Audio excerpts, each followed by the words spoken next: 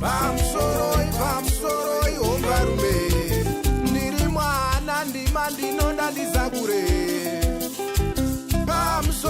pamsoroi changamire handidi vana vandakazvara vatemure. Hello Zimbabwe, my name is Sarungano.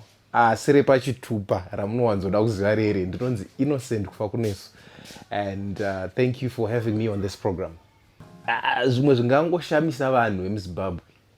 Primary yega ndakadzidza zvikoro zvinogona kuita 5. Because vaimbi vemuZimbabwe havaisawo matutorials ezvavanoridza paYouTube. Musambo wedu uri kurasika mbichana muZimbabwe.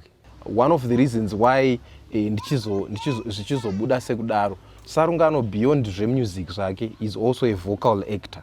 Saka vaMtukudzi munhu wandainyanya kufarirawo nekuti I look up to. From there ndinotanga kuita close to voice ravo. It's not 100%, but one or two things are similar. Yeah. Vanhu vakafanana neminwe kuti minwe haienzani asi yese ine basa. Ndikabvisa any of minwe iyi ruoko runongo ruchinzi munhu harisina kukwana ruoko pane zvabva. Album ramunonzwa riya rakaitwa neanonzi Jonathan Mugazi, mukoma wangu. Akaimba song inonzi Vashumiri. Okay. Kana mchikaziya song kanonzi Vashumiri shumirai. Akaridzira Baba Charamba, ainyanya kuridzira Baba Charamba ma-keyboards. It was now an inside joke.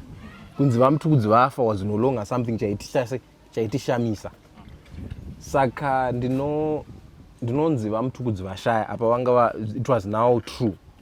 Ndinoramba because ndajaira wajaira kuti kushaya kupiko wotoenda unoseka nadzo kuti mudhara komurunzi zvakati. His excellency ndichazotita pamberi apapo pandichanomaona. But pawakatanga wakanamatirwa here kuti utange. Because ndinoona vanhu vanenge vana baba vangu amacheso vanoridza bass guitar chaizvo vanogona. Ona makuita politics man. Because baba vanoridza lead zvisingaite zviya zvekutogona zviyazvi. For Zimbabwean music to progress as Zimbabwean music, we need to go back to that.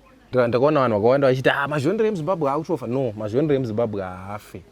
So band rere zvarinenge richipusha, it's a band not kuti we are saying Sarungano Mtukudzi. No, it's a band that just pushes the legacy of Oliver Mtukudzi.